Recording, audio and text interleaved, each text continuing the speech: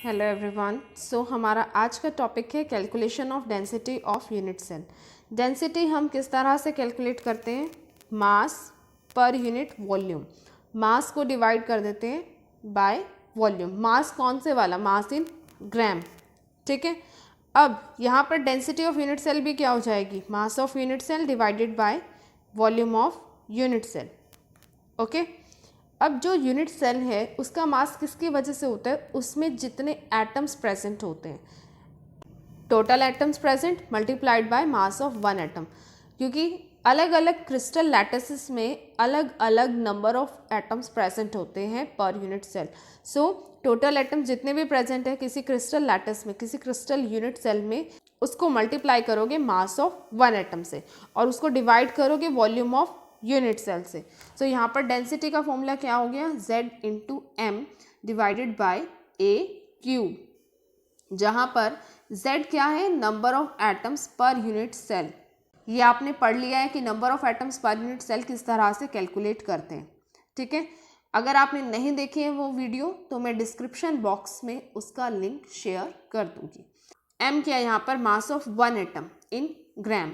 और हम ग्राम में जो एटम्स का मास है वो एज इट इज़ कैलकुलेट नहीं कर सकते, तो हम क्या करेंगे? उसके एटॉमिक मास को डिवाइड करेंगे एवोगैड्रोस नंबर से, जिससे हमें मिल जाएगा मास इन ग्राम।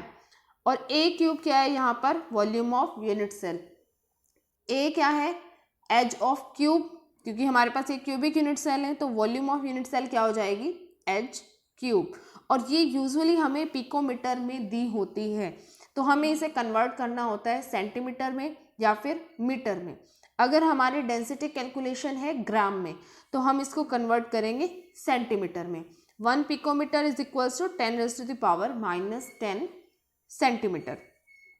और अगर हमारी डेंसिटी है किलोग्राम में हमें कैलकुलेट करनी है तो हम इसको कन्वर्ट करेंगे 1 picometre is equals to 10⁻⁻12 metre.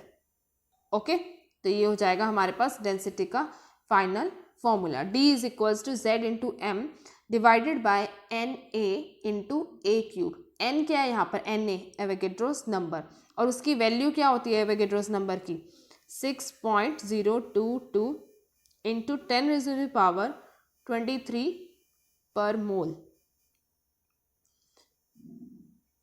FCC के लिए, फेस सेंटर्ड क्यूबिक सेल के लिए Z की वैल्यू क्या होती है? 4। Z क्या है? Number of atoms per unit cell. Body centred BCC के लिए क्या होती है? Z की वैल्यू 2। और सिंपल क्यूबिक सेल के लिए Z की वैल्यू होती है 1। अब देखते हैं न्यूमेरिकल। फर्स्ट न्यूमेरिकल क्या है? Copper crystallises into a FCC lattice with edge length 3.61 into 10⁻⁻8 centimetre. Calculate density. Atomic mass of copper is equal to 63.5 gram per mole. देखो यहाँ पर ये ग्राम में दिया हुआ है और ये सेंटीमीटर में, तो हमें इन दोनों को कन्वर्ट करने की कोई भी ज़रूरत नहीं है। सेंटीमीटर को सेंटीमीटर में ही हम रहने देंगे। सबसे पहले तो हम लिखेंगे डेंसिटी का फॉर्मूला क्या होता है? D is equals to Z into M divided by a cube into N A. Given क्या क्या है हमारे पास? Edge length. Edge length a क्या है? 3.61 इंटू 10⁻⁻8 सेंटीमीटर। और m हमें गिवन है, देखो एटॉमिक मास गिवन है 63.5 ग्राम पर मोल। और एवोगैड्रोस नंबर की वैल्यू क्या होती है? 6.022 इंटू 10⁻23 पर मोल। और FCC के लिए हमारे पास Z की वैल्यू क्या होती है? 4। सो डेंसिटी क्या हो जाएगी? डेंसिटी का फॉर्मूला क्या था? Z into M divided by N A into a cube. अब ये देखो यहाँ पर Z की जगह क्या पुट कर दिया मैंने? 4। M क्या दिया हुआ था? 63.5 ग्राम पर मोल। और A क्या दी हुई है हमें? 3.61 इंटू 10⁻⁻8 सेंटीमीटर। A का क्यूब हमें करना है ना। और एवोगैड्रोस नंबर की वैल्यू क्या है? 6.022 इंटू 10⁻23 पर मोल। जब आप फॉर्मूला में इनकी वैल्यूज पुट करोगे तो सबसे पहले आपको सारे यूनिट्स मेंशन करने हैं, ताकि जो यूनिट कैंसिल होता है उसको आप कैंसिल कर सको। नेक्स्ट स्टेप में मैंने यूनिट्स नहीं लिखे हैं। 4.63.5 ये इस तरह से ही लिख दिया, और अपॉन में क्या है, ये देखो 3.61 का क्यूब है तो मैंने 3.61 को 3 टाइम्स लिख लिया है। 10⁻⁻8 का अगर क्यूब करते हो, किसी भी पावर का, एक्सपोनेंशियल पावर का अगर क्यूब, स्क्वायर कुछ भी करते हो, तो जो उसकी पावर दी हुई है बाहर, उसको अंदर वाले पावर से मल्टीप्लाई कर दोगे, मतलब एक्सपोनेंट को मल्टीप्लाई कर दोगे पावर से। 8 3s are 24, तो ये हो गया 10⁻⁻24, क्योंकि यहाँ माइनस का साइन था देखो। फिर उसके बाद Avogadro's number 6.022 into 10⁻23 as it is मैंने लिख लिया। अब देखो जो ये पावर्स हैं, ये बेस सेम है इनके, और पावर्स क्या कर देंगे हम, ऐड, तो ये क्या हो जाएगा 10 की पावर -24 प्लस 23। बाकी टर्म्स एज इट इज़ मैंने अभी यहाँ पर लिखी हुई हैं। उसके बाद देखो ये प्रीवियस स्टेप का ही है, 4 को मल्टीप्लाई करोगे 63.5 से तो क्या आएगा 254। फिर उसके बाद 3.61 को 3 टाइम्स मल्टीप्लाई करोगे तो क्या आएगा 47.04, और 6.022 यहाँ पर एज इट इज़ लिख लिया। और ये 10 कहाँ से आया, देखो यहाँ पर इसको ऐड करोगे -24 प्लस 23, तो ये क्या आएगा माइनस, अगर मैं यहाँ पर करके दिखाऊँ, देखो ये दिया हुआ है आपको 10⁻⁻24 प्लस 23। माइनस प्लस क्या होता है माइनस, और जिसका साइन बड़ा होता है उसको ही हम लिखते हैं 10⁻⁻1। ये डिनोमिनेटर में था 10⁻⁻1, अगर मैं इसको न्यूमरेटर में ले जाती हूँ तो क्या हो जाएगा 10 की पावर प्लस 1 यानी 10।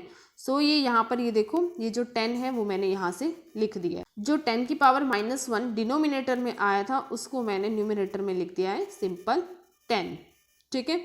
और इन दोनों को मल्टीप्लाई करोगे 254, मतलब 254 इंटू 10 क्या हो जाएगा 2540, और नीचे इन दोनों को मल्टीप्लाई करोगे जब तो क्या आएगा 283.31। जब इसको सॉल्व करोगे तो ये आएगा 8.965 ग्राम पर सेंटीमीटर क्यूब। क्योंकि देखो यूनिट्स कहाँ गए, अब ये देखो यहाँ पर ये था ग्राम पर मोल, और यहाँ पर भी ये पर मोल था, तो ये पर मोल से पर मोल कैंसिल, और ये सेंटीमीटर क्यूब डिनोमिनेटर में था, न्यूमरेटर में लेके जाओगे क्या हो जाएगा पर सेंटीमीटर क्यूब। तो यही आपके यूनिट्स आए हैं डेंसिटी के, ग्राम पर सेंटीमीटर क्यूब। ओके, ये हो गया हमारा टाइप 1 का न्यूमेरिकल रिलेटेड टू डेंसिटी। अब देखते हैं सेकंड न्यूमेरिकल।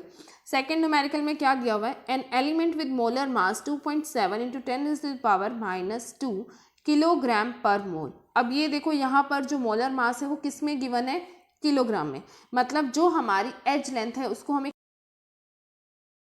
किस में कन्वर्ट करना है, मीटर में। अब ये देखो एज लेंथ दी हुई है 405 पिकोमीटर, और डेंसिटी कितनी है 2.7 इंटू 10⁻³ किलोग्राम पर मीटर क्यूब। सब कुछ दे रखा है इसमें, और ये जो आपको डेंसिटी दे रखी है वो भी किस में दी हुई है, किलोग्राम पर मीटर क्यूब, यानी ऑब्वियस है हमें एज लेंथ को कन्वर्ट करना है मीटर में। अब हमें बताना है, इसमें सब कुछ गिवन है लेकिन हमें बताना है कि नेचर कैसा है यूनिट सेल का। Nature of cubic unit cell का मतलब है कि वो यूनिट सेल सिंपल क्यूबिक है, फेस सेंटर्ड है या बॉडी सेंटर्ड है, इन तीनों में से कौन सा यूनिट सेल ये है। और वो किससे पता चलेगा, number of atoms per unit cell से, यानी z की वैल्यू इसमें हमें कैलकुलेट करनी है कि z की वैल्यू क्या आएगी। बाकी सब कुछ गिवन है, यहाँ पर हमें कुछ भी मेंशन नहीं है कि ये सिंपल क्यूबिक लैटिस है, फेस सेंटर्ड है या बॉडी सेंटर्ड है, क्योंकि उसके अकॉर्डिंग हम z की वैल्यू खुद लिख लेते हैं। अब यहाँ पर नहीं गिवन है, हमें नेचर तो बताना है यूनिट सेल का, यानी इसका मतलब हमें क्या कैलकुलेट करना है, z। अब देखो यहाँ पर डेंसिटी का फॉर्मूला क्या है, d is equals to z into M divided by a cube into N A. ये टर्म्स आपको पता है, z क्या है number of atoms per unit cell, m क्या है एटॉमिक मास, a क्या है a cube volume of cube, और एन ए क्या है एवोगैड्रोस नंबर। सो अब ये जो फॉर्मूला है वो क्या है, z equals to d into a cube into N A divided by m। ये प्रीवियस स्लाइड का ही पार्ट है, इसको दोबारा मत नोट करना। अब यहाँ पर m क्या गिवन है 2.7 इंटू 10⁻⁻² किलोग्राम पर मोल। ए क्या गिवन है यहाँ पर, एज ऑफ द क्यूब क्या गिवन है 405 पिकोमीटर, और पिकोमीटर को हम किस में कन्वर्ट करेंगे, मीटर में, क्योंकि हमारे पास जो वैल्यूज़ हैं वो किस में दी हुई हैं, किलोग्राम, और डेंसिटी भी किलोग्राम मीटर में, तो हमें एज को कन्वर्ट करना है मीटर में। 405 इंटू 10⁻⁻12 मीटर, और 405 क्योंकि एक बड़ा नंबर है तो मैं इसको कन्वर्ट कर दूंगी 4.05 में। 4.05 में किस तरह से कन्वर्ट करोगे, जो आपके पास 405 है उसको डिवाइड करो 100 से और मल्टीप्लाई भी करो 100 से, और 10⁻जो 12 दिया हुआ है -12 वो वहीं का वहीं, इसको डिवाइड करोगे तो डेसिमल यहाँ आ जाएगा 4.05 इंटू ये 10 की पावर 2 है, ये 10 की पावर -12, तो क्या हो जाएगा 10 की power -10, base same power add हो जाएगी। फिर उसके बाद देखो यहाँ पर डेंसिटी क्या दी हुई है 2.7 इंटू 10⁻³ किलोग्राम पर मीटर क्यूब, और जो एवोगैड्रोस नंबर है उसकी वैल्यू क्या होती है 6.022 इंटू 10⁻23 पर मोल। अब सारी वैल्यूज़ को फॉर्मूला में पुट करोगे, जो ये आपको फॉर्मूला दिया हुआ है इसमें सारी वैल्यूज़ को पुट कर दोगे, इस तरह से आएगा आपके पास, ये इस तरह से आपको दिखेगा 2.7 इंटू 10⁻³ 4.05 इंटू 10⁻⁻10 का whole cube 6.022 into 10⁻23 divided by 2.7 into 10⁻⁻2। 2.7 को जब 6.022 से मल्टीप्लाई करोगे तो आएगा 16.26। 4.05 का क्यूब करोगे तो आएगा 66.43, और यहाँ पर ये दिया हुआ है 10 की पावर 3, यहाँ पर 10 की power 23। So base same powers क्या हो जाएंगी, ऐड, और आपके पास यहाँ पर ये दिया हुआ है 10⁻⁻10 का क्यूब, आपके पास जो भी एक्सपोनेंट दिया होता है उसको उसकी पावर से मल्टीप्लाई कर दोगे, यानी ये हो जाएगा 10 की पावर -30, और डिनोमिनेटर में ऐसे ही 2.7 इंटू 10⁻⁻2। जब इन दोनों टर्म्स को मल्टीप्लाई करोगे तो आपके पास आएगा 1080.154, और साथ में ये क्या किया है 10 की पावर, ये यहाँ पर क्या आएगा 23 + 3 क्या हो जाएगा 10⁻26, और साथ में इंटू 10⁻⁻30 ये दिया हुआ है, बेस सेम पावर्स क्या हो जाएंगी, ऐड,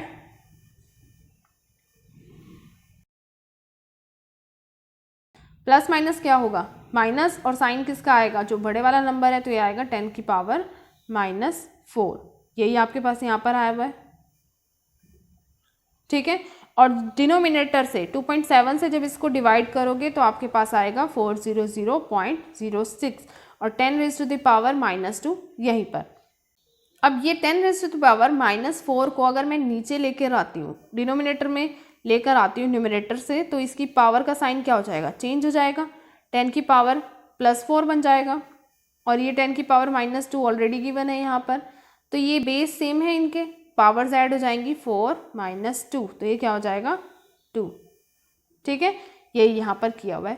10 की पावर 2 क्या होती है 100, 10 का स्क्वायर करते हो 100 आता है, तो ये हो जाएगा 400.06 divide by 100 is equals to 4.0006 which is equal to 4।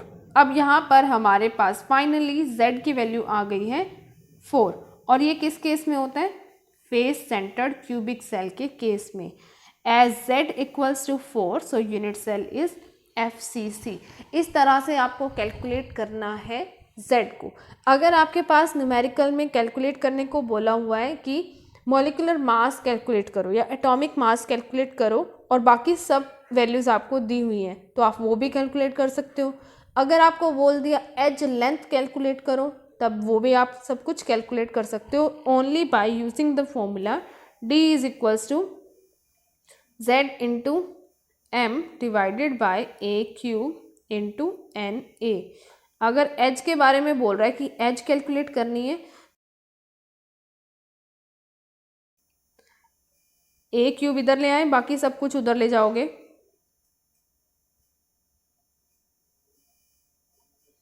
ये हो जाएगा m into Z divided by N A into D. आपको ये सारी टर्म्स गिवन होंगी। z के लिए आपको खुद ही कैलकुलेट करना पड़ेगा, मतलब अगर आपको FCC बोला हुआ है तो z की वैल्यू 4, BCC बोला हुआ है तो z की value 2, SCC simple cubic cell बोल रहा है तो z की वैल्यू 1। एटॉमिक मास गिवन होगा, एवोगैड्रोस नंबर आप खुद लिखना पड़ेगा। क्या वैल्यू होती है इसकी 6.022 इंटू 10⁻23 और डेंसिटी गिवन होगी। तो हम यहाँ से a क्यूब निकाल लेंगे। a क्यूब निकालने के बाद उसका क्यूब रूट करोगे तब आपके पास आएगी एज की वैल्यू। सो इसी के साथ ये टॉपिक यहाँ पर कंप्लीट। आई होप आपको समझ में आया होगा। Thank you.